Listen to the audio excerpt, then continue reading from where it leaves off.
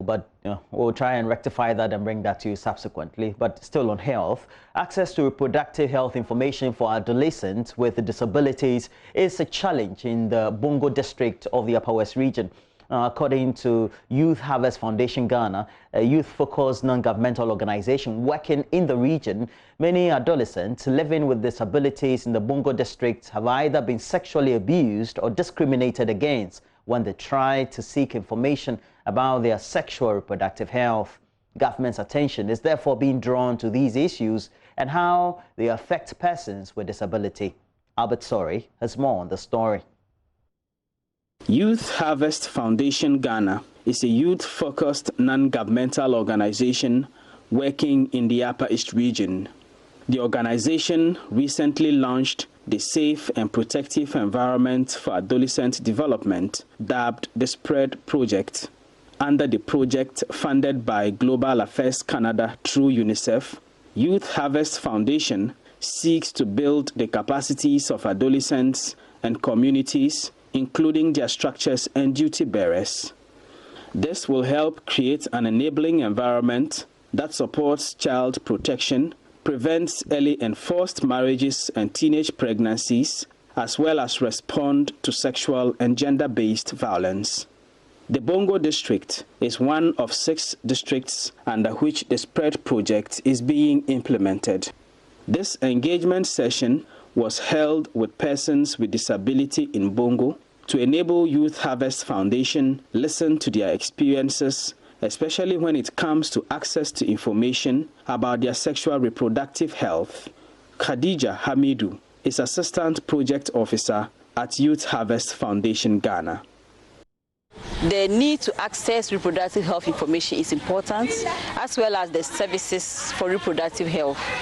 So we use this opportunity to let them know that as persons living with disability, they even have greater needs for this information and service than the rest of us. So they should use the right avenues to seek for the information and the services.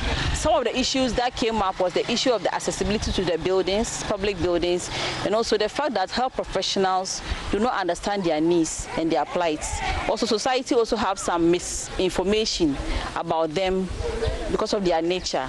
So we try to encourage them that even with their disability, they should still seek for the information and service because they need it. Project officer in charge of the SPREAD project, Albert Nyaba, said, although physically challenged persons in the country are taken into consideration when it comes to financial support, there are many other areas that still need the attention of government when it comes to persons with physical challenges. We realized during the interaction that a lot of them, because of their situation, have been taken advantage of. They have been forcibly given out to marriages as adolescents. Some have been raped. Some are victims of school dropout, which are unfortunate. But you know, with the Sustainable Development Goals, we are leaving no one behind. And so it is important that we rope them in properly into the project. For the persons with disabilities here in Bongo, very little is often done for them when it comes to issues relating to adolescent reproductive health or sexual and gender-based violence against them. Abuguri Nyaba, a visually impaired woman, shares her experience.